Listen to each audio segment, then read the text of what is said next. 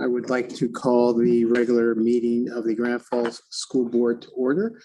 Please stand with me for the Pledge of Allegiance.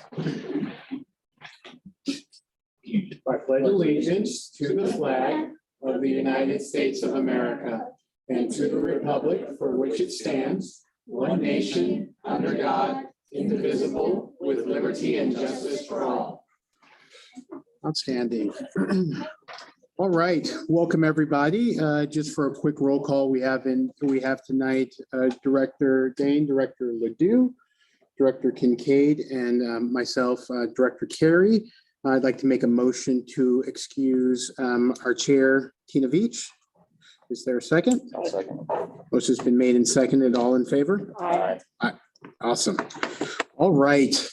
We have tonight's one of my favorite nights. We get to do the oath of office for our student representatives.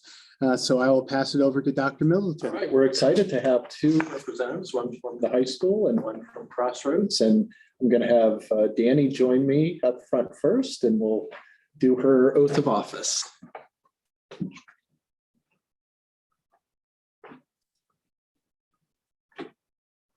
going to move our flag just for a little.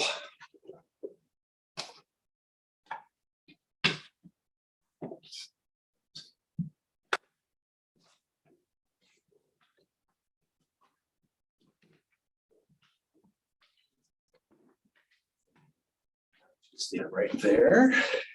All right. You're going to raise your right hand. Repeat after me.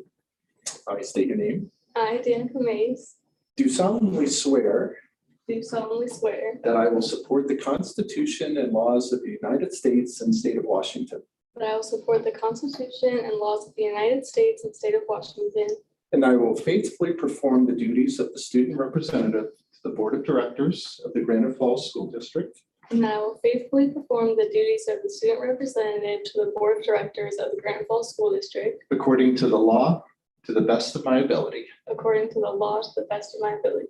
All right, congratulations.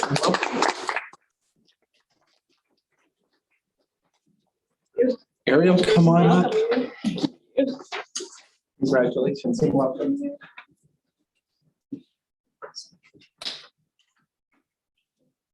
All right, Ariel, same thing. I state your name. I, Ariel Castañeda, Do solemnly swear that I will support the Constitution and laws of the United States and state of Washington, do solemnly swear that I will support the Constitution and laws of the United States and the state of Washington, and that I will faithfully perform the duties of the student representative to the Board of Directors of the Granite Falls School District, and that I will faithfully perform the duties of the student representative to the Board of Directors of the Granite Falls School District, according to the law, to according the best of my ability. according to the law, to the best of my ability. Congratulations.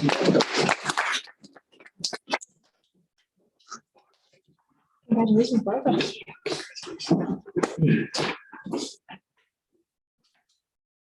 So just to say a couple of things, having student representatives on this board is, I know, something that's extremely important to the entire board. Like everything we do is to hopefully create a learning environment, education system that gives you guys the absolute best opportunity to just go out there and be all the amazing things that you guys are. We have worked hard to really find a place and to nurture your voice on this board. Technically, legally, we can't have you vote on things, but one of the things that we try to do with our student representatives, outside of including you and every discussion that we can, is also looking to you when we're voting on things, just to get your opinion on how you think that the board should vote on that type of thing. So I promise not to put you on the spot tonight. Obviously, it's your first night, but I want you guys to feel comfortable, and I know I'm speaking for the board in this regard, comfortable to have your voice on this board, to speak up for the things that you're passionate about, to feel encouraged to really push for the things that you want, the changes or expansions of things that you guys want, and to let us know when we can work collaboratively to kind of help you get there.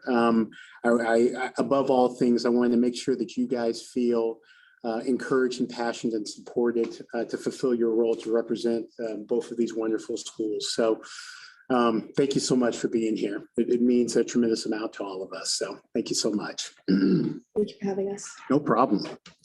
All right.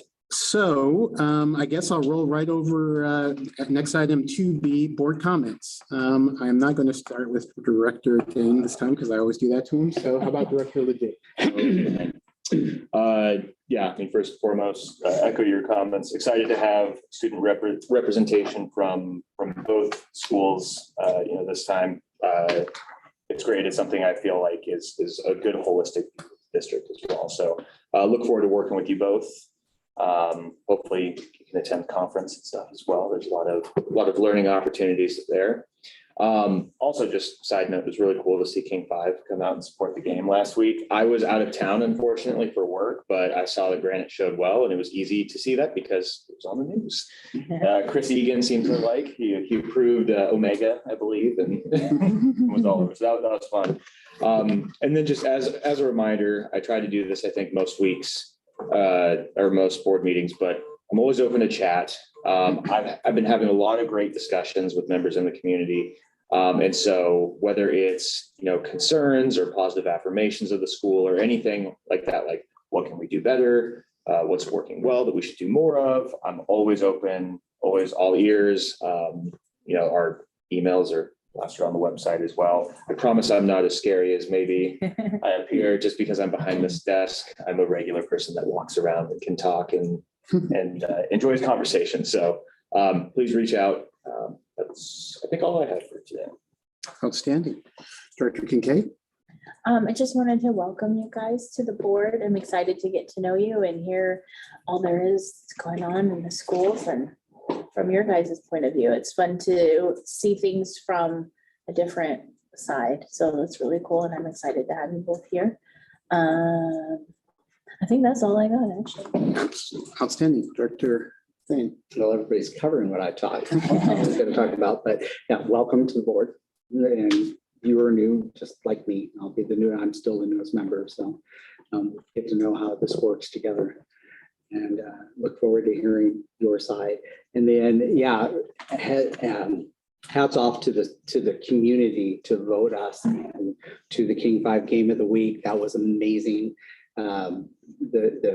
I think our vote tally was 88% for the two teams, and so, or for the four that were considered. And so it was really good to see the community as a whole come out and support the school. Outstanding. So usually here's where I look to you guys, just if you have any comments or anything like that. So Danica, anything you want to share?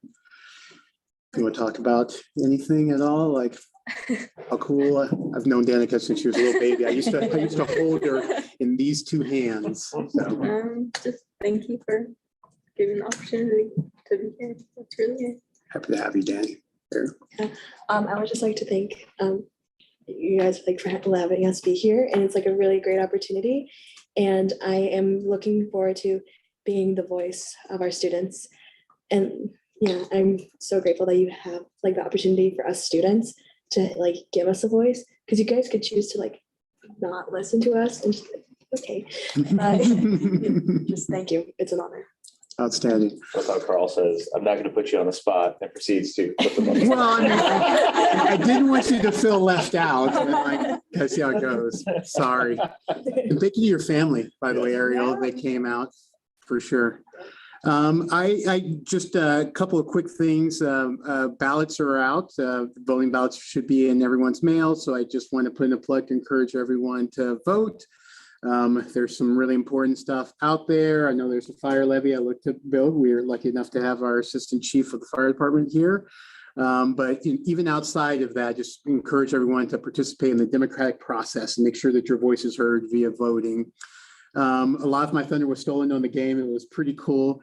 Carly and I had a meeting earlier that day, and I was lucky enough to see the cheerleaders driving down the street on the old fire engine. I think Chief Halverson was driving. Haverfield was driving it, and I think I saw his son ringing the bell next to him, and it was just really cool. I took a picture and sent it to a friend of mine. It was like small town living at its best, man. So it's days like that that really make me appreciate loving and living in this community. So that's all I've got right now.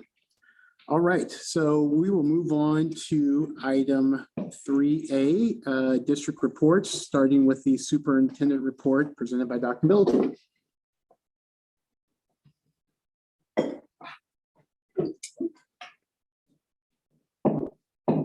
Great, thank you, Dan.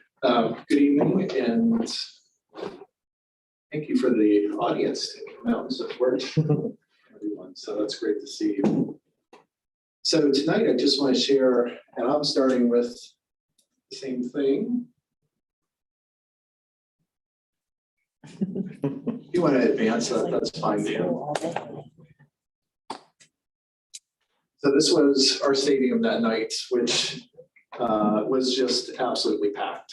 And it was so exciting. And you've all mentioned it. And yesterday I did a Facebook Live out of Brockman's Farm and tried to, again, extend the thanks to the community, to our community partners, of course, our students and leadership team, the teams, cheerleader band, fire department, sheriff's department. It was just a great night. And you can see the large crowd that was there. And I wrote to our coach the next day just to say, okay, the score was the score, but really the team played so well. And the second half really was not indicative of the incredible performance in the first half. So just really well done by everyone. It was a great celebration.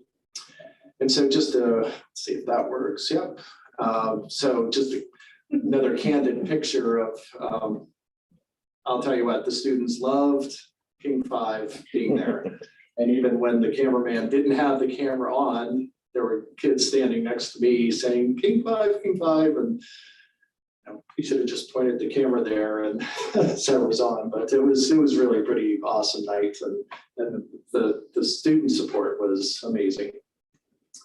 So I want to talk about, I think, 3 different things tonight. But I want to start with our facility master plan.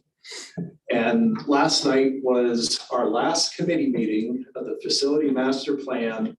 And their task was to work with our architect, Greg McCracken, who was here a month ago.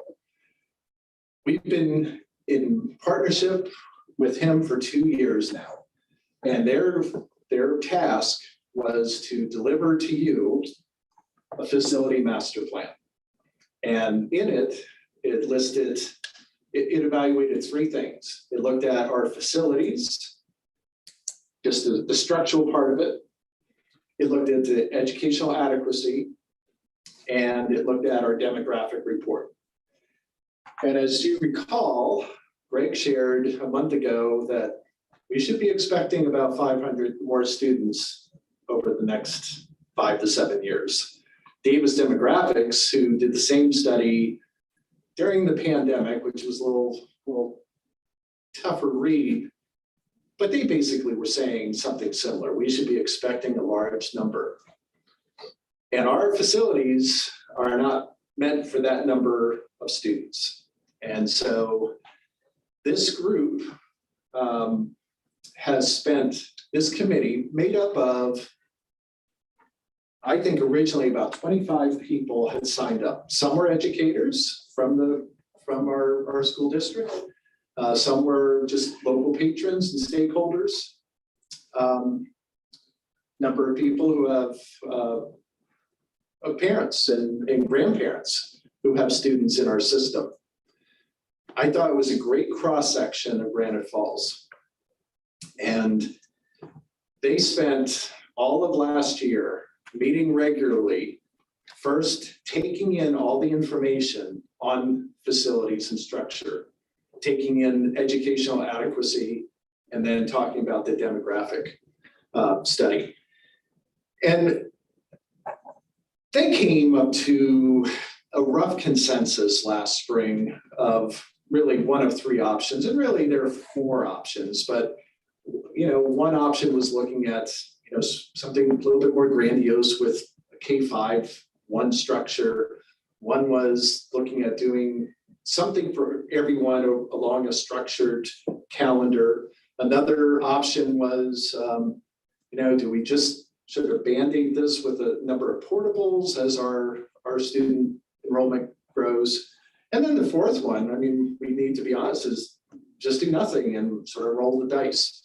Those aren't final recommendations. This is just, they took in all that information and Greg led them through some exercises.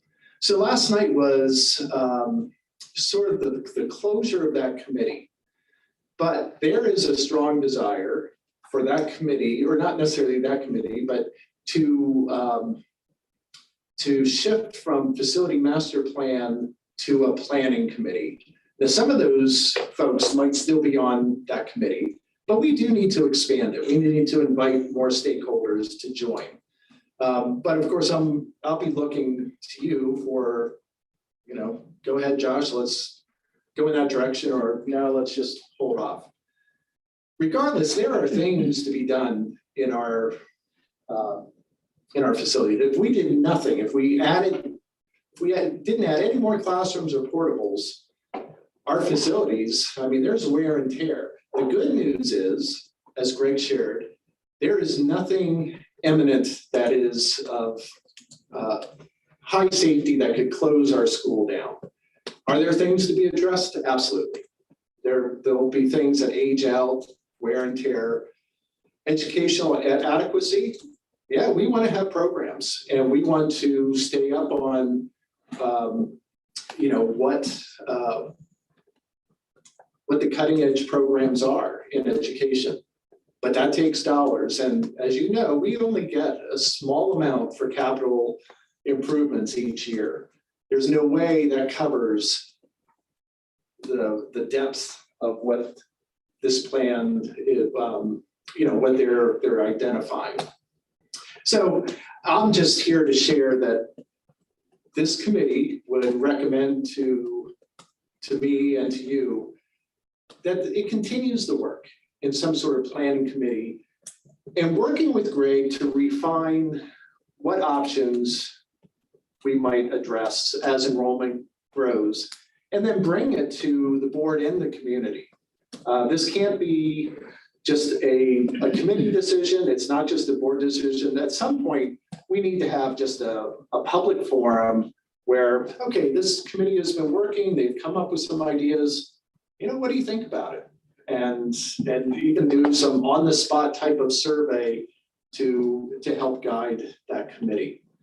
So, Director Carey, is there anything you want to add, or is that did I cover the? You did, yeah, for the most part. So I was there at the meeting yesterday. I've tried to attend all of them, just kind of sit and listen and process the communication. There were some really good discussions last night, tough discussions, and I think Dr. M nailed it with people, kind of on multiple sides of how to address this issue, and and whether bond and scenarios and all of those things. And I think it was really representative of the community that we have, and the kind of the differing viewpoints that we have in the community too. So are you looking for direction tonight from the board as far as next steps, Dr. M, or I guess what's your vision? I actually would. It doesn't need to be a formal approval, but it's like, thumbs up, Josh, keep going with, get those folks together, or let's pump the brakes, maybe have Greg come back and talk with us a little bit. Do you mind talking about the community forum that we delayed? And because I know that came up yesterday, and just talk the board through that too. Yes, and I'm even going to go back to May when this committee was wrapping up all of their findings. And we did reach consensus, and the consensus is, yeah, we are growing out of our buildings. Yes, some areas are educationally inadequate. We know we need to do things, but it takes more money than what the state provides us. So we know that. It's what those next steps are. So our original goal was to have a community forum sometime this fall with our architect, Greg McCracken from BLRB. Since then, and we look at bonds have not been successful in passing the last 4 years. And so that firm has actually dried up. But Greg will continue to work as an architect. He's joined a firm, and really Greg, really one of the best architects I've ever worked with educational planning. And he understands, he's vested in us. So rather than having a community forum right now, especially after last night when, some questions were raised as to timing, funding, finances, I think we reached an agreement that let's drill down a little bit more with the planning committee and then bring it to the community and the board to have a little bit more defined. It was almost like from May to October, it wasn't as if we lost steam, but we were pretty united and solid then. And things have occurred over the summer. We have undergone some tough financial times. So there are some things we need to straighten out and tell our story first before coming to the community with these options. So I think it's a smart move to delay that community forum a little bit longer. Let us get in front and share where we're at and where we're going financially, and have that committee just again refine those options again. So the direction you're looking from the board is whether to move forward with forming that kind of committee. Correct. Yeah. And stuff like that. Okay. I've got some questions more about kind of what that would look like and stuff like that, but I don't want to dominate the conversation. Any questions or anything, board? And obviously Dr. M's looking for some direction on next steps from us. Yeah, I mean, if you're just looking for like a straw poll sort of thing, like my opinion is we can't get a committee or a planning committee together soon enough. I mean, time is not on our side.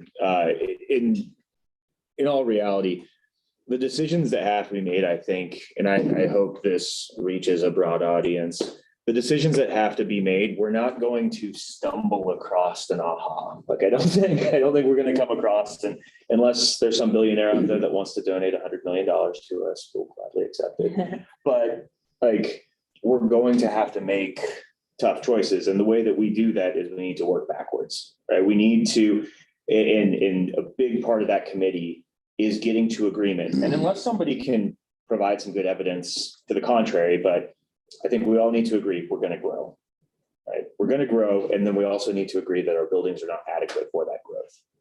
So then we work backwards and we say, okay, well, how do we accommodate for that growth?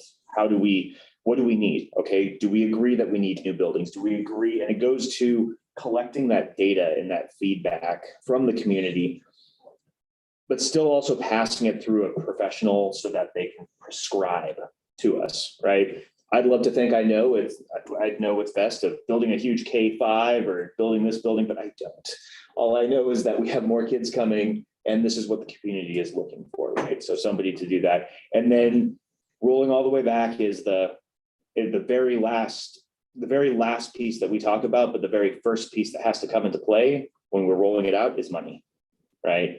And that's the really hard conversation that we're going to have is if we agree that we're going to be growing too quickly and we agree that our buildings are not adequate for this, and we agree that this building structure is the best going forward, how do we fund it, right? I'm open to any and all options and possibilities, but we just have to be realistic about those options and possibilities. And if we agree on the preceding on the outcomes, then we have to take some sort of action. So that's why I say a planning committee will help steer those first two parts so that we can get to the really tough conversation that is going to take a lot of time and effort. And we're just going to presented, right? It's not going to be a, hey, we've got this, happy-go-lucky thing. It's just like, if we want this to accommodate this, we have to do X. So those are my thoughts. A couple of questions, Dr. M. So the intent is to get the planning committee together. They would kind of help drill down on some more things, and then we would have a community forum. And what would that community forum look like? Would it look like, hey, community, help us finalize these decisions, or let us know what your feeling about these options are? Or is it, hey, here's what we're thinking? I guess, give me your vision of what that forum would look like. It needs to be the former. If it's the latter and we just say, this is what we're doing, I don't think we'll get that commitment to Peter's point of, okay, you're just telling us and we have to go along. That's why I think a meeting where we provide, perhaps there's 4 options, or maybe there'll be 5 options by that time. And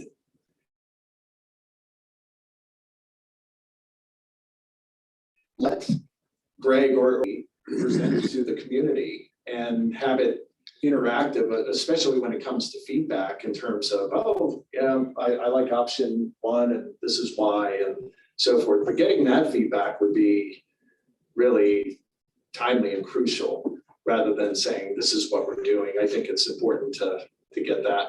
And then from there, if we reached a consensus point, then that committee would come to the board and say, okay, we're ready to recommend this for financing. So, perhaps a bond or whatever it might be, or, keep buying portables. That's what you need to do. Whatever that recommendation might be, they would then come to you and then you would consider that.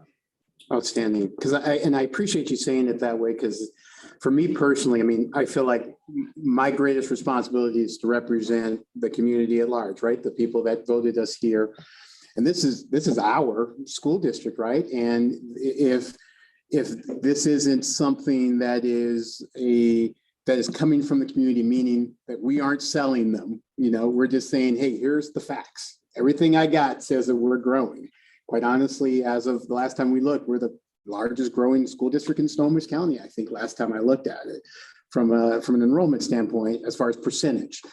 And, what type of educational system do you want? If we don't pass a bond by this time and we get this growth, here's what that educational environment looks like, right? I mean, we'll figure it out. But if we have any shot in my mind of passing a bond, right, it has to be the community saying, listen, I don't want that educational environment. I don't want, that side of things if that happens. And because it's a long road to hoe.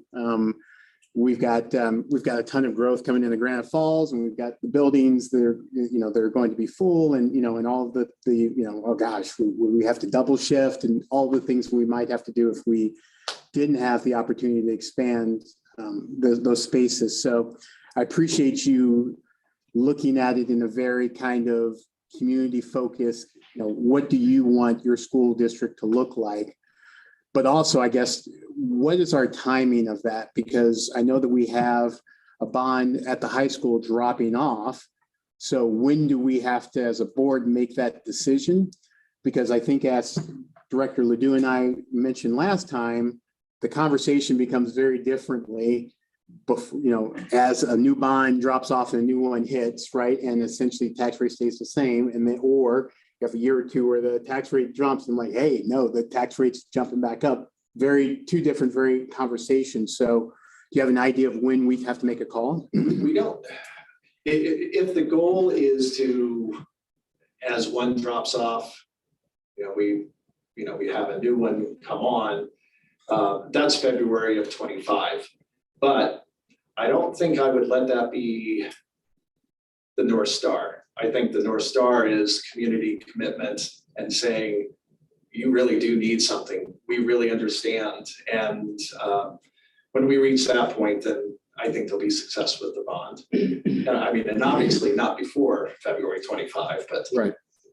And one thing that you mentioned was, this groundswell. We want that to happen.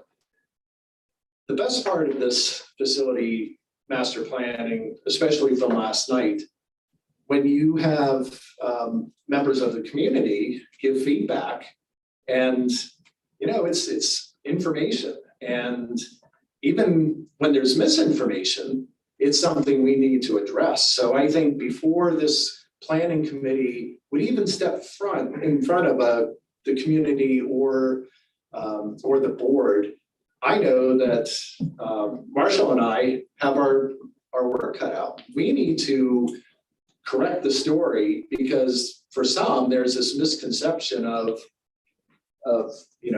being broke and finance is a mess. And we have certainly taken a very conservative approach into this year because we want to be financially healthier than we have been, but it certainly has led to some tough choices. But to make blanket statements that are inaccurate and are misinformed, okay, that's the feedback we got. So we've got to go and correct that. And so I see us doing anything from maybe some community forums or podcasts or Facebook Live, but we know we need to correct that misinformation almost simultaneously as this is going on. And what I'm hearing, and I appreciate you saying that, is we're not going to let a date be our deadline. We're going to allow this process to mature, and to make sure that we're hearing that community voice before we decide or a recommendation comes to the board to make the decision to move forward. That's correct. And also looking at, this a master plan and planning committee, I mean, we look at a whole system. We don't just take little projects and okay, fix this, fix that. I mean, we've got to look at the whole picture, especially when it comes to educational adequacy. All right, I try and do a safety update each month. We do have threat assessment training. We did that a year ago for our admin, I think in the summer before 22-23. We're going to do sort of a refresher as well as add our counselors to that.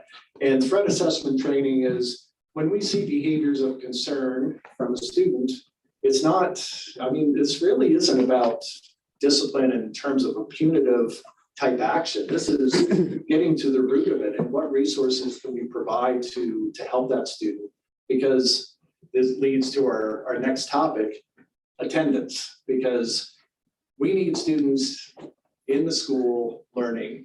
And so this is sort of part 2 of our focus on attendance. And this is more for our viewing audience than anything, but just a reminder, when students are absent, one, yes, you're missing out on instruction, but you're also missing out on meals. And we have, we're having more meals being served or more qualifying for free meals now than ever. And I think that will increase in 24-25. Counseling, socialization, and then just the stat that when you're missing 18 days or more per year, that is such a factor on our reading ability. And then it's an increase in the risk factor of dropping out. Also a link to substance abuse and substance use by teens. And then this last one is key. I mean, when we attend school, that is building resilience. And that's helping us be successful for the future. Just some upcoming dates. November 1st and 2nd, we have family conferences with teachers. I shared this in our Facebook Live yesterday. I just want to reiterate, teachers want to see their families. We cannot emphasize that enough. So get online and get registered for that, or call the school and get registered or get scheduled. November 8th is our next board meeting in 2 weeks. That's our first Success in Ed for the year. And that's always a favorite night also. That's at 6 p.m. November 15th through 19th is the Washington State School Directors Association Conference, or WASDA, that our board of directors attend. December 13th is the regular board meeting, our last one for this calendar year. And then just want to double check because we do want to do this board survey discussion that I think this is probably the last call that please, if you haven't done it, get that done so that we can learn and grow from your perspective on board and develop some board goals. Any questions or comments? Just can Paris send us the little code names that we used for the board survey, just make sure we submit it? Yeah, sure. Because I know that I did it, but I don't recall hitting that submit button, so I just want to make sure. Yep, we can do that. I just have one more because I just want, oh, sorry, did you? Yeah, I just wanted to go back to the discussion earlier regarding a committee and moving forward with planning. And one of the things I heard you say, or I think I heard you say, but I wanted to address it a little bit more, is educating the public on what came out of that board survey, that the survey that we, paid for, and educating the public about what our schools look like today.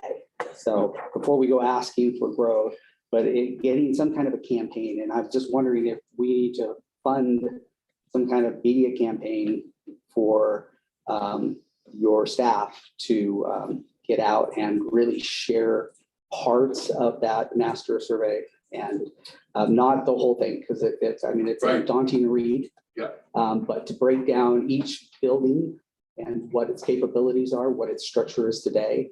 And so I wonder if you want to look at that a little bit more. Yeah, and we would, on top of that, we want to make sure that we get additional stakeholders to be on this planning committee from the different areas. We don't want them all from one area. We want to reach out to the entire community so it's well represented.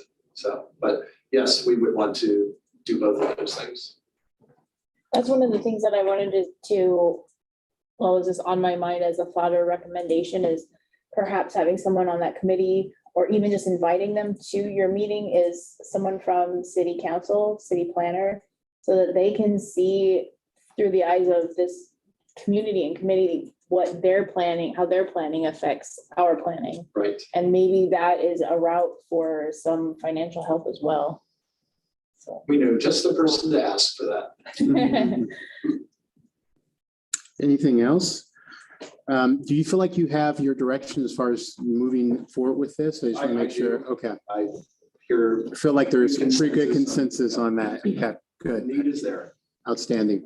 All right. Thank you, Dr. M. Thank you. All right, moving on to item 3B, the board reports. Do we want to start community report? Sure. So Halloween, of course, is coming up. Frightening Falls, you've probably all seen, the signs are out. That was provided by a middle school, so that's pretty cool. And they are having a trunk or treat at Mountain Way for everyone. I believe that's Friday. So that's just some events coming up. And then I wanted to say, I had been talking about my dialogue with the director. It's going to be on November 14th, which is a Tuesday. I don't have a location yet because it's going to be in the evening about 7 p.m. So the first one might be on Zoom, just so people can kind of log in and see what it's all about before we meet in person. So, yeah, that's it. How are you going to get that information out on people that want to attend? Is it going to be some on the district website or? I was gonna hit social media as much as possible, and Okay. then I might talk with Josh and Eris about Posting getting it it. somewhere? Yeah. Okay, outstanding. Board, any other questions on the community report? All right, how about WIAA? Yeah, so again, obviously we already talked about Big Five or King Five. King Five, big deal. But yeah, so as far as football, South would be on Friday. So if you want a reason to get out to the islands, go out, take a ferry ride. It's fun. Girls soccer, who's 6 and 9, they play tomorrow actually at Eastside Prep. And then our volleyball, who's 10 and 5, 8 and 2 in the conference. They're playing Friday at Everett. So Everett's a little bit closer. 7 o'clock, the varsity volleyball team will be there. They've been doing great. So just, it's a reminder, get out and support the local or our fall sports teams. And yeah, go out, cheer, have a good time, get some concessions, and All right. Moving on to ledge report. A couple of big things just to bring you guys up to speed on. This Friday and Saturday, the WASDA Legislative Committee is going to meet. And this is where we're going to, so at General Assembly, we being the entire, every single board from across the state, we set our legislative positions, and we vote upon those again as the entire state. And then after that, we essentially every board then does what's called prioritization, where you take the voted on positions and you prioritize. Here's the 10 that mean the most to me, or stuff like that. Then that comes to the WASDA Legislative Committee, which I'm a member of, representing District Area 1. And we then take those prioritizations. Well, obviously, we review the results of that prioritization, and we use that to then set our legislative agenda. So from that legislative agenda, that allows us to produce, documentation, strategic plan on advocacy and how we're going to address those prioritized positions for this legislative session. So that work is going to begin this weekend. And I'm not sure if we'll get all the way through it, but I'm half day on Thursday, all day on Saturday. I'll be participating in that. And then also in November,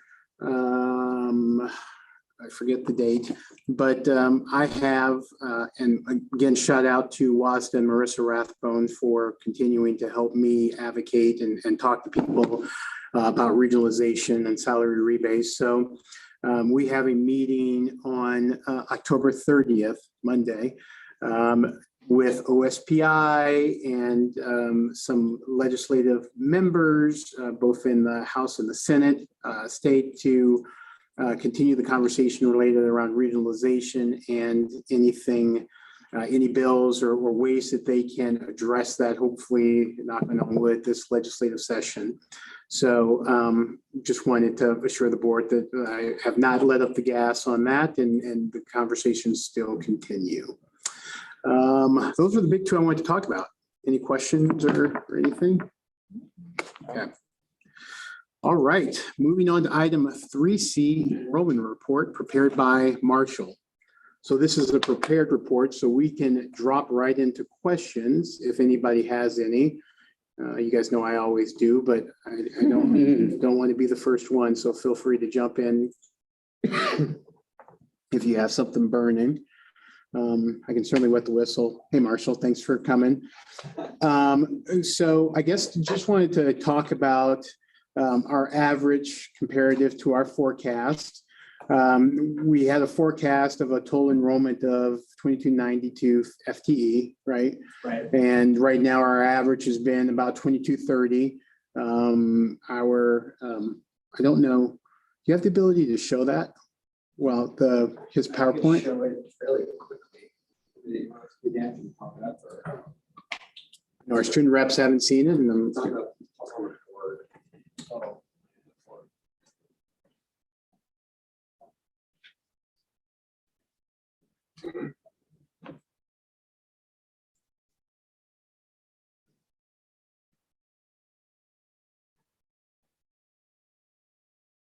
that's attached to the agenda item.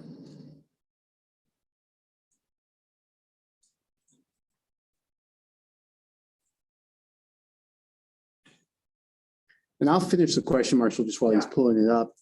But can you talk about that? I mean, obviously, the way schools are funded is everything starts with enrollment, right? Enrollment kind of sets the stage for everything that gets funded under enrollment. So obviously, a year out, we forecast an enrollment and we kind of set the district number of teachers and all of those things based upon that.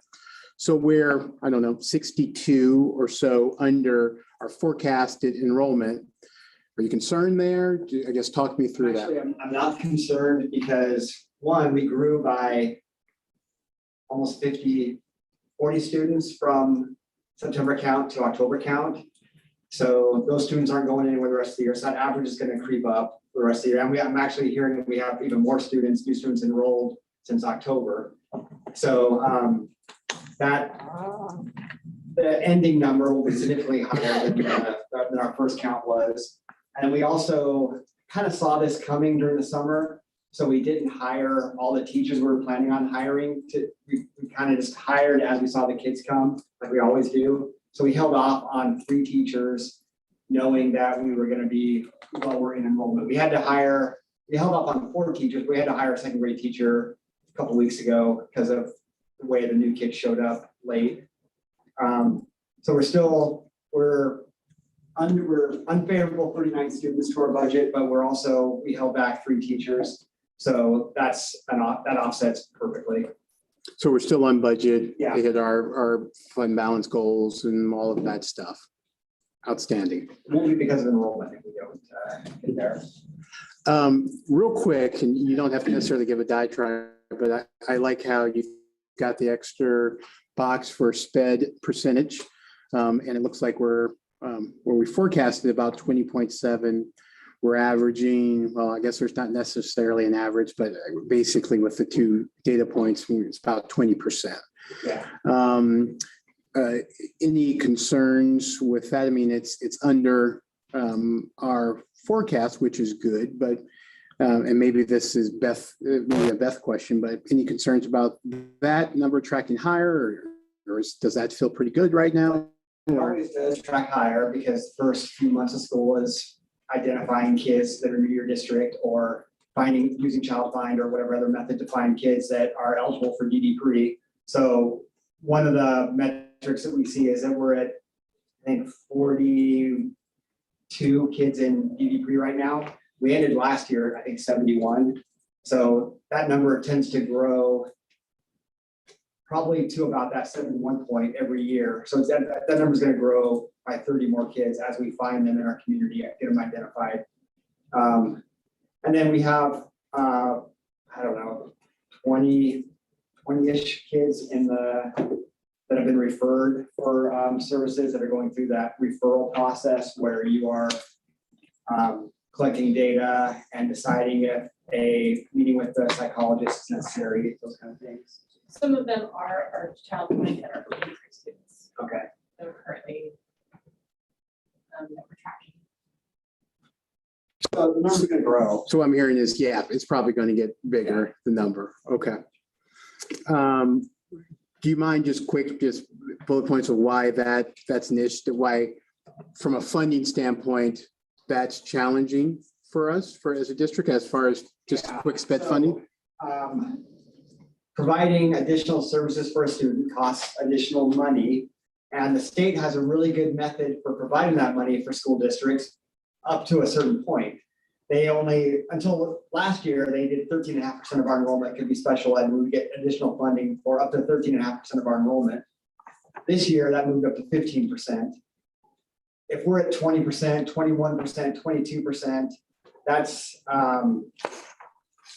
we're providing services for those 100 students, but we're getting no funding from the state. So we have to use other funds to provide those services for those kids because we have to provide the services once they're identified as needing services. We're legally obligated to provide those services, but the state isn't giving us any extra money for that. So we have to divert funds from other programs to help support that. Or if it's a big, a large need, we can ask for a safety net, but we have to pay for $37,000 out of our own pocket before we get a safety net. So that's kind of the challenge with the way special ed funding happens. If we were fully funded for our 21% special ed, we would get another $1.5 million, somewhere in that neighborhood. And since we don't, we have to kind of steer that $1.5 million from other areas, our local levy, class sizes, whatever we can, because our first priority is we have to provide those services. Thanks. Appreciate that, Marshall. Any other questions or from the enrollment report? Kind of a cross reference, just maybe you get back just what the actual numbers are, just because I'm curious about the growth within SPED. Because in the in the enrollment report, it shows an average in 22-23 of 20%, popping up by 0.1%, or the actual on March 1st was 20.7. But in the SPED report, if I pop those numbers in, we're at 18.8%. So I'm just wondering, are we growing by 2% year over year, or are we flat year over year? Right now we're flat. I include preschool, and it might not, the enrollment report for our SPED might just be K-12, not actually sure. Okay. A large, because of the way our preschools work, because we don't charge for them, a large portion of the students in our preschools are special education, Okay. DD pre. Okay.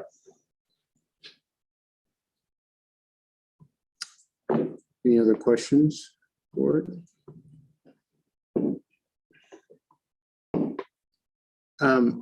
Oh, just one that hit me. You, in the next 60 days, you're going to meet with Lake Stevens regarding the impact fee process. When you say Lake Stevens, you mean the school district Lake Yeah, Stevens? absolutely. Okay.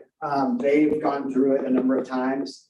They have I was talking to my counterpart over there, and they have a person there that's an expert on kind of the process. And I've never been through it before, so I'd like to use my resources in Lake Stevens to help me go through the process of trying to get some impact mitigation fees for when the building starts up again after our moratorium is over. Oh, okay. So not like they're going to pay us impact fees, No. me like mentoring as we go Yeah, through the Exactly. process. So Okay. like we go out to Snohomish County and to the builders, and it's quite a political process to determine how much mitigation fees you can collect. There's rules around it. And you could actually we could probably actually collect $20,000 per new house that goes in if as the maximum allowable amount. But then the builders don't want to build. So it's kind of my understanding is it's kind of a negotiation between the school district, the builders, and Snohomish County to try and land on a spot. And Lake Stevens kind of landed on 45% of what that number is, was what they thought everybody could stomach. So they could do 20,000, and I think they collect about 9,000 per house for impact fees for Lake Stevens. Got it. Okay. All right. Any other questions before I move on? Okay, thanks, Marshall. Thanks, Beth. Moving on, item 4A, update on superintendent search. So I don't know, Dr. MD, I was just going to update from Wayne's email, but do you have anything that you want to talk about here? I'm not sure if Wayne's email is just that it's went live. Yeah, that's basically all I was going to say. Yep. So Wayne,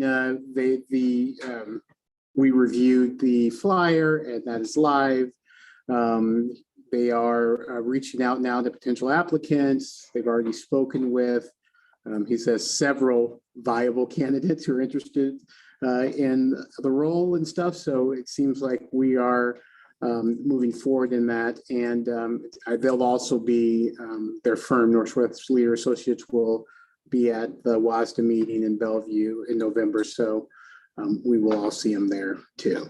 The next steps is in the next few weeks, they'll get us their input on compensation comparables. I also forwarded everyone tonight one that was done by our local ESD for comparable school districts. So we can look and review that and then talk about obviously compensation for our next potential leader. So any questions about that? All right, moving on. Items 5A, item from the floor. This is the time where we get the opportunity to hear public comment and allow time at each regular session meeting. I know that we have one person signed up for a presentation, and her name is, how do I pronounce this? Robin Barth. Robin. Hello, Mrs. Barth. Hi. So Dan, on 2 of the slides, there's a little video link. So when I touch this button, will it just go straight to the thing next, or will it let me play the video? Like if I'm using my mouse, I have to mouse over that little video thing in my body. Yeah, if you could, that'd be great. Okay. And then with each video, I think there's a photo once I click it again. Make sure it's all right. Oh, it's like 10 seconds. so no, No, it's no fancy pants, no, yeah. The only reason why I put this visual together is mostly to keep me on track because I'm really highly distractible. But also, so because there's some visuals in here that I think are really important that speak a lot louder than some of my words. Oh, should I introduce myself? Okay, well, I think the people in the room are mostly familiar with me, but I don't know about anybody on whatever internet land. I'm Robin Barth, and we bought our home here in 2000. And in 2003, had our first kid. And at that point, I was teaching in Lake Stevens, and I realized I'm not going to be in the district that my kids are in. So I left late after 5 years, and I came to Granite, and I taught at the middle school for 13 years. And at Mountain Way for 5 years, when it was right when they made the switch to the K235. And this is my 3rd year at Crossroads. My heart's kind of always been with the Crossroads kids, even when I was teaching middle school. So I'm finally where I need to be for forever. So yeah, which button do I push? I don't know. My purpose in coming is to highlight a couple of things about board policy 2170. I don't know what to push. That? Oh, gotcha.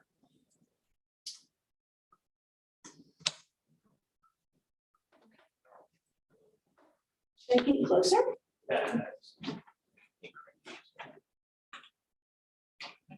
Okay, so board policy 2170 is the career and technical education one. That's all the language that's in there, except for there's one piece, the part that I was more concerned about is that the board will annually review and approve the district plan for design and delivery of its career and technical education program.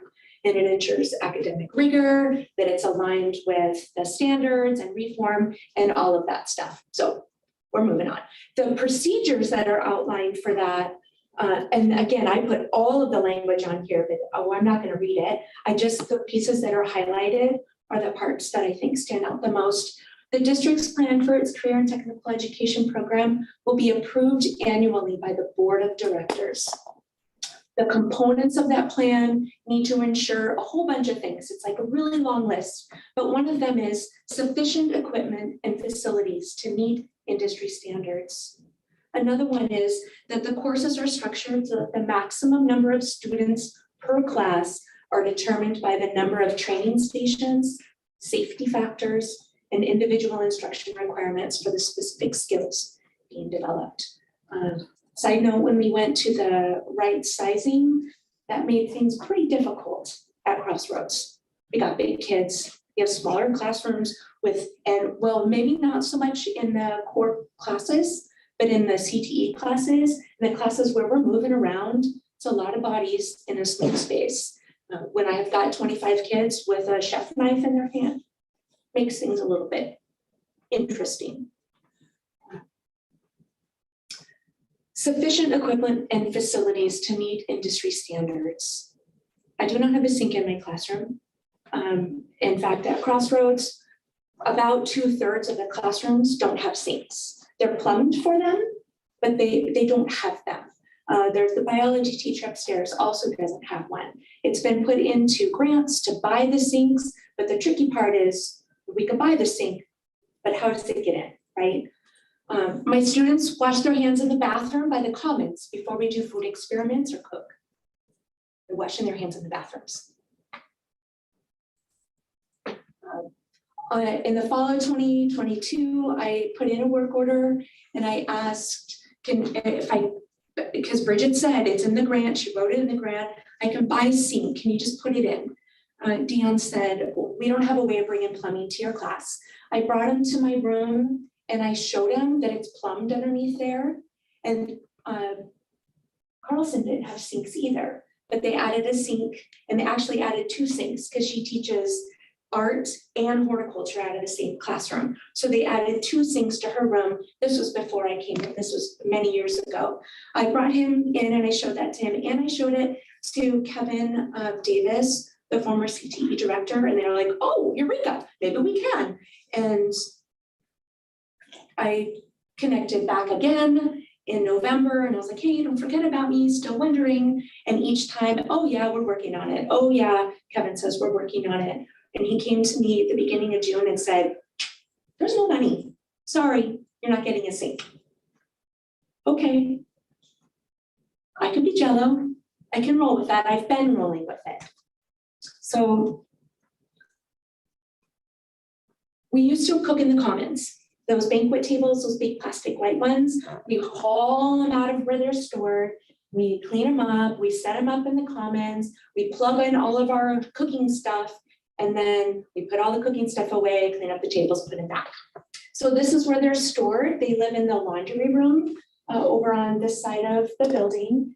And fun fact, when there's a lot of rain, there's something that's not right, and the sewage comes up through the drain. It happens in the locker rooms, the McGinney-Vento locker room, where all the clothes and the school supplies and toiletries that we give to our homeless kids the sewage comes up in there.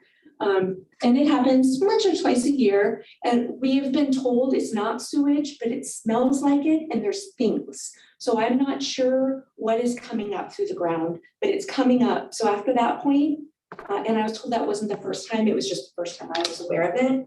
After that point, we stopped using those tables. No amount of bleach is enough to, I will have my kids wash their hands in the bathroom, but I cannot let them cook on something. Yeah, I cannot let them cook on that. It's not okay. So we moved last year, partway through the school year. I was like, I'm going to use the district office kitchen. It's small. There was, filled with tables and chairs and all this stuff, but we made a bunch of arrangements, and the district office has been really good about letting us come over and putting up with our chaos and our cooking smells. And the tricky part is there's only one stove. So when we're talking about adequate number of kids in a room for the number of stations, there's one stove. So Dion had saved me in the surplus sale. All the stoves that were there that we were surplusing, he set aside 2 for me that he was going to work on finding a spot in this building somewhere to plug them in. Maybe in there, maybe in the commons, maybe in our project room. We didn't know. He had just set them aside so that they didn't be lost or sold or whatever, so that we could use them because they still work. They just got pulled from the CTE kitchen down there to get the new stuff. But before you go forward, I just Yeah. want to say we're at 7 minutes. Oh my gosh, I'm so sorry. No, that's okay. Do you have let me ask the board, do we want to give a motion to have more time for the presentation? Is there a motion to extend time? I motion to extend time. How long would you like to extend time?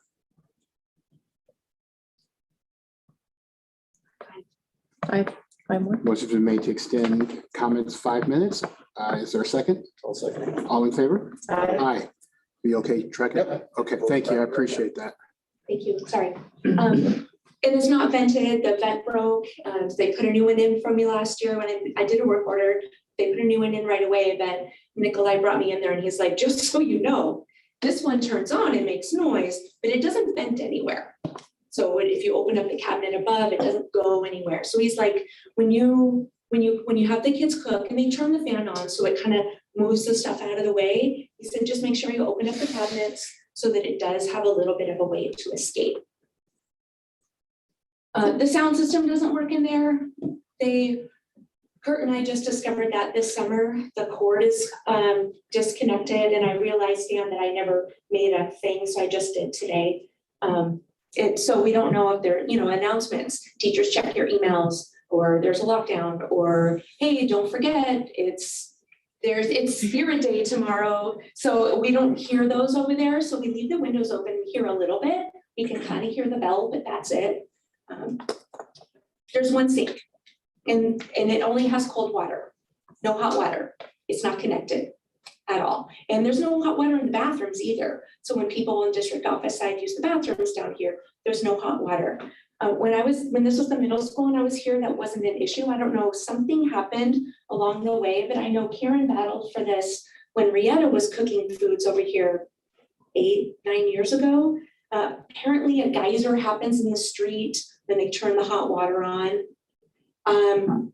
I'm not sure. There's only 2 electrical outlets, 2 pieces on the breaker box that serve the whole space. One is on the counter, and then one serves every outlet around the perimeter. Since we only have 1 stove, we cook with a lot of electricity. And then none of our stuff is over there. We haul everything over and then everything back, because that's really not our kitchen. We're just utilizing it. So there was a little video thingy. It just shows this. So this was I'm trying to solve problem solving. I just connect a long extension cord over to these 2 cooking stations right there. And then this is what it looks like when it gets when it gets hooked up. Oh, rewind.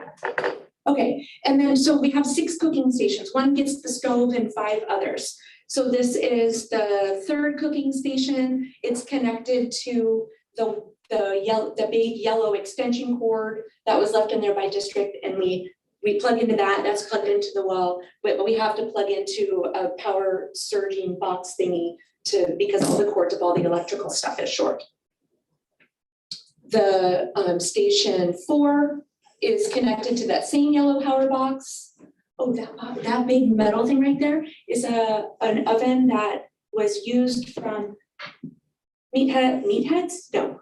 What's it called? Was it Meatheads? Mm-hmm. Yeah, they sold some of their old stuff surplus to us, so to CTE, and so but it's not plugged in because it needs a special hooky thingy, and there's no electricity in there to do it. So it's there. So we have an opportunity for an oven at some point. And then the last one is set up on the right over here. And again, here's another little picture. Oh, the breaker box. Oh my gosh, you guys, when we cooked all last year, I would just stand by the breaker box and flip it every time it flipped, because it did a lot because we were cooking with electricity. And I know there's spots on that. So this just shows, and there's it just shows that the cord goes out there. This was, again, my fix. I'm like, I'll be flexible, I'll be jello. I just connect a cord, it goes all the way out. And this way it takes the stress off of some of the electricity that's in there. And I just take it out, put it into the little plug-in out there in the district office. So 1 sink, cold water, no classroom sink. We use the sink that's in the Crossroads workroom, in the, the copy room where the mail room is. It's a 12 by 15 sink it's about 7 inches deep. There's 3 groups right there. 1 group is washing their dishes, 2 others are waiting. This group right here actually got pulled into the nurse's office to use the nurse's office sink to wash their dishes after a lab. Sometimes there's our beautiful. Sometimes we use Carlson's room for 2 sinks in there that she has, her horticulture and art sinks. Sometimes I don't have them do it. I do it myself. It's been 5 minutes. Are you finalizing? I'm not, okay. Okay. Can I just do this? Hold on, let me do this formally. Or I'd like to make a motion to give Robin 3 more minutes. Second, all in favor? Aye. Okay. Oh my gosh, it would be so bad if I didn't even have this, because then I would really get off. I'm so sorry. So this was an hour and a half that I spent Friday evening washing the dishes and drying them and putting them away. It's an hour and a half of my family time that I used to clean these, because I didn't want my kids to lose their learning time standing in line and waiting to wash their dishes. In June of 2023, we're supposed to give our work orders to our secretaries and they submit them. I asked for 3 things: to plug in 1 or 2 of the stoves that were saved, install a tankless water heater. I was gonna buy it. Bridget was gonna let me put it on a grant. If she couldn't, I would just buy it. It just needs to be installed, so we have warm water in there when we're using it. And then asked them to find some spot on the circuit panel. The response was that they were all denied, and that Marshall wants Bridget to present to the cabinet a proposal of what grant money will be used to upgrade electrical and water. grant money can be used to buy things, but they don't allow it to buy, it's not allowed to be used for the labor of installation of stuff. So that makes it a little bit tricky, but the word that makes me the saddest, I think, in here is it says upgrade. Upgrade implies a facelift, and I'm not asking for a facelift. I'm just asking for something that is functional.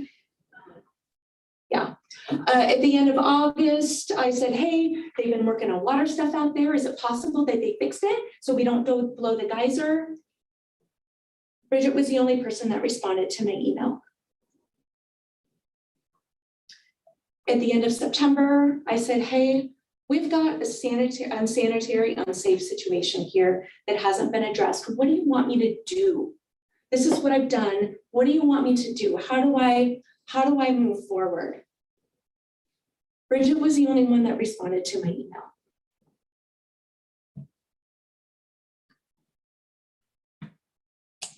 In our district, where our big focus, equity, all that fun business, safety, very important. Some of these things are outlined in the board policy 2170, just making those adequate, sufficient facilities.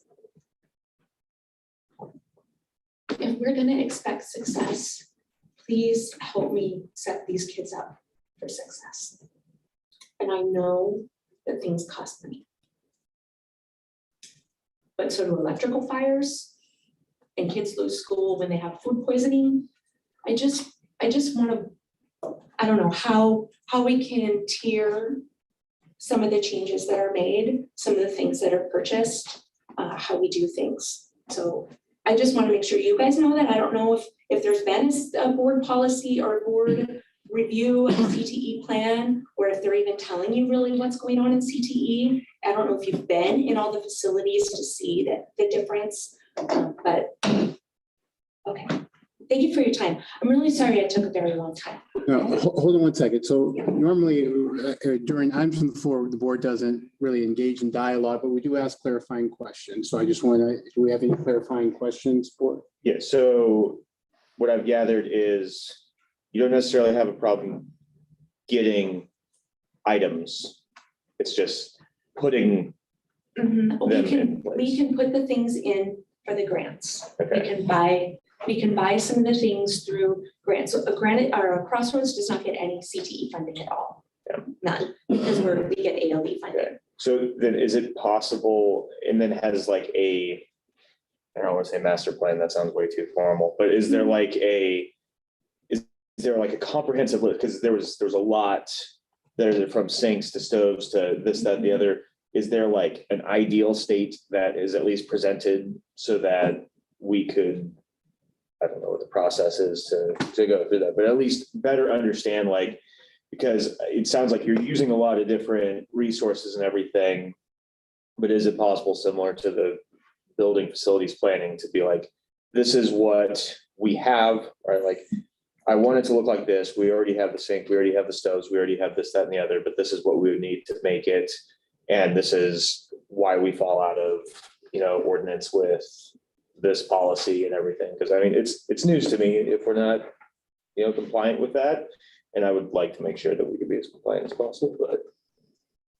So Dion and I were working on a plan for figuring out where to put the stoves. And that was in June. Okay. So I'm not sure. Can I ask his question in a different way? Because it's a really good question, as he often asks. I don't know if questions. So I think the heart of what I hear Peter saying is, clearly you've presented a picture where what you have is not enough. And clearly you've presented a picture where it's not adequate to serve the needs of your program. So specifically, what are the things that you need that you would say, now I have an adequate program? Like, do you have a list of, and you don't have to do it now, but like a list that then we can, because the board's role in this isn't to solve the problem. Like, board, our role is to direct the superintendent, right? And so, but I think where Director Ledoux is going, at least if we can identify, okay, here's the need, then you can work through the need, which is right. And at least like a understanding of the continuum, right? Like, I'm asking for $500,000 or I'm asking for $250, and somebody that knows, like, Like what's the scope? I don't know how much it costs to install or, electrical stuff. I don't know any of that. No, and I just know sink, at least one, if not two, Yeah. in my room. Hot water in this room. And my stove's plugged in, maybe in that room would be amazing. Just because then all my kids are cooking in the same spot and then we just take up all our dirty dishes and take them all over there, but they'll have warm water to wash their hands in when they're here. And then, so then the electrical would have to get fixed for that. If you had the sink installed in your classroom and then the stoves, can the stoves be installed in there as well? Is there enough room? I think there's a venting issue. Okay.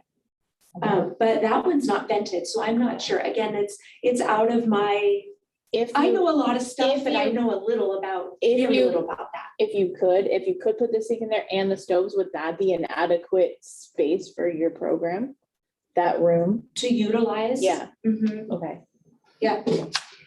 So obviously, like I said, it's not the board's role to solve this. However, Dr. Middleton, can we, and I'm sure you're going to do this, even if we didn't say it, would you mind meeting with Mrs. There are things behind the scenes that are occurring. I mean, the sink thing is even a non-issue from what I understand from this week of being planned. But after seeing that, which I didn't know the extent of all of that, what that looks like. Yeah, I have a lot of ideas. So, Yeah, and obviously we don't have to solve it at a board meeting, but I was just saying you and her, which I know you would have done anyway. And I know that we're engaged with some philanthropic groups. This would be a great presentation to get sent with those philanthropic groups and say, hey, you want to help us here? So, okay. Okay. Thank you. Thank you. Thank you, Yeah. Rob. Okay. Moving on to item 6, unfinished business. We have none. Moving on to item 7, new business. 7A, first reading to adopt policy 2230, transition to kindergarten program. Dr. M, I know that you specifically wanted this as a specific first reading because there are some big changes. Do you want to talk through that? this is an essential policy by WISTA, and it addresses transitional kindergarten. And in it, you see, if you have a transitional kindergarten program, and then it lists some of the components of what's expected. Now, last year, we ran a transitional kindergarten program. Then the legislature was a little iffy on the funding for this year, so we did not run it. But I know this is going to be a priority for the legislature. And so that's going to be some of our facility needs. And so adopting this just for us to have for the future, I think is the basis for this recommendation. And again, it is an essential one because I do see this coming down the line. And so this is a brand new policy. It is. And we don't have, is this replacing, do we have any other policies that talk about transition kindergarten at all? Okay. And correct me if I have misread you. So what you're saying is that right now we don't have this, legislature's working on it and we're hoping to get it. So we want this in place so That's that when it correct. happens, we can go boom. That's Okay. Yep. Gotcha. Any other discussion on this? I'd like to make a motion that we pass the first reading to adopt policy 2230, transition to kindergarten program. Motion's been made to adopt policy 2230, transition to kindergarten program, first reading. Is there a second? Second. Motion's been made and seconded. All in favor? Aye. Aye. So normally, Danica and Ariel, before I call for a motion is where I would go, hey, what do you guys think? Policies, this is really the board's greatest tool to directing the functions of the district, because policies give the roadmap to Dr. M. It's the what, and Dr. M figures out the how, and how is procedures and stuff like that Dr. M creates. So policies are probably one of, obviously, other than reviewing financials and enrollment, all of that stuff, probably one of the most important things we do. So just to give you guys a head, I'll go, hey, Ariel, what do you think? Any questions or things you want to talk about? How you think we should vote? And then we'll go into a formal motion. Make sense? Yes. Outstanding. All right, moving on to item 7B, first reading to amend policy 4218, language access. Discussion. This is an amended policy, and you can see in green that there's quite a bit of changes. Typically, when it's just, a change of a word or some grammatical, it would just go to consent. But here they're adding language, and it's all great language. It's about accessibility and equity for all of our families. So this is just updating it to WASDA standards. Any other discussion, board? I'll just ask a little side note. I was speaking with a colleague at the North Shore School District, and they were saying that they have, I'm going to get the numbers wrong, but it was in the 40s. I want to say 42 different languages that they had to make sure that they had access to, translated, right? They had to hire online translators that they could call for communication and stuff like that. And obviously, absolutely the things that a public institution should do. So I'm glad to see that we're changing and obviously putting in the focus, not necessarily changing, but better defining the language access requirements there. So any other discussion? All right, is there a motion? I make a motion that we accept the first reading to amend policy 4218 language access. Motion's been made to accept the first reading of policy 4218 language access. Is there a second? Second. Motion's been made and seconded. All in favor? Aye. All right. Moving on to consent agenda. Is there any discussion or items that we want to pull out for further discussion? I might add, there were additions to the consent K. And those are in our email? Yes, they're in your board docs. Oh, they're in board docs. Okay. Hold on, let me click on that. Okay. Okay. For that.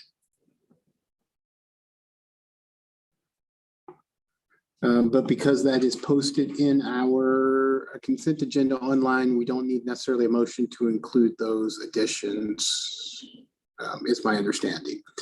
So if there's no discussion, I will say that the consent agenda passes by unanimous consent. All right. So that means I am adjourning the meeting today at 7:21. Appreciate everyone coming out. Thank you so much. Thank you. Wait 1 second. Oh, he'll give us that.